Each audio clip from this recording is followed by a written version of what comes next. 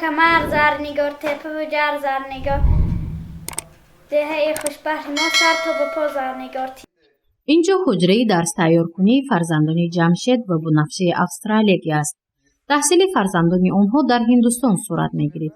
پاندمی کرونا ویروس برای رفتن به مکتب که در خارج کشور قرار دارد مانع ایجاد کرد. اکنون آنها طریق آنلاین از خانه ایستاده درس می‌خوانند. 2 ماه پیش اومدم.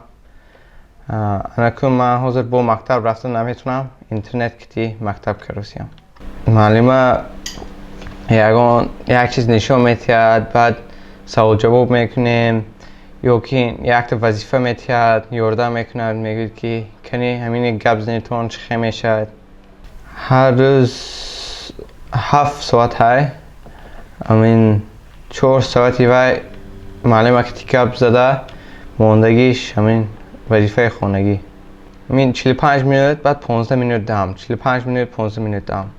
توجیدین نام توجیکی تیم است. وی فرزند دوم اویله استرالیایی ها در تاجیکستان می باشد. امسال نتوانست به مکتب رود چون که راه محکم بود. تحصیل او طریق اینترنت صورت میگیرد، اما وی از سطح و صفت تعلیم راضی نیست چون که در صنف نشسته تحصیل نمودن فهمیش دیگر دارد و دانش خوب را به دست می آورد. خب پورا نیو کم درس و تکنولوژی بورین همین ساخت و ساز زمین های کاره ساز کاره نمیتونیم لیکن ماندگیش میشد. مادری آنها بنفشه عقیده فرزندش را تصدیق میکند. درس آنلاینی لذتی در صنف نشستن را ندارد ولی دیگر علاج نیست چون که سرحدها به خاطر پیشگیری از کرونا ویروس محکم بوده برای رفتن به مکتب امکانیت موجود نیست. از این رو این عائله مقیمی تصمیم گرفتند که فرزندانشان در مکتب تاجیکی تعلیم گیرند. اینترنت که هست چیز آنلاین سکولینگ تحصیلشان دوام دادستند. لیکن اگر مقایسه کنیم نظر به پیش معلم ششته بین همصنفا هم صحبت کرده آنلاین سکولینگ اینقدر عالی قدر نمیگذرد. برای همین ما گفتیم که نه فقط مثلا پیش کامپیوتر شینند لیکن هم امکانیت استفاده برده رفته همین تاجیکستان بیام کم کم خوانند. همین ما به نقش شد که در پسال ما یک مکتب نقص هست همونجا به رفته خوانسادانم. سحر میخوانند در تاجیکستان اکو بعد از بید چیز آنلاین سکولینگ و هندوستان با.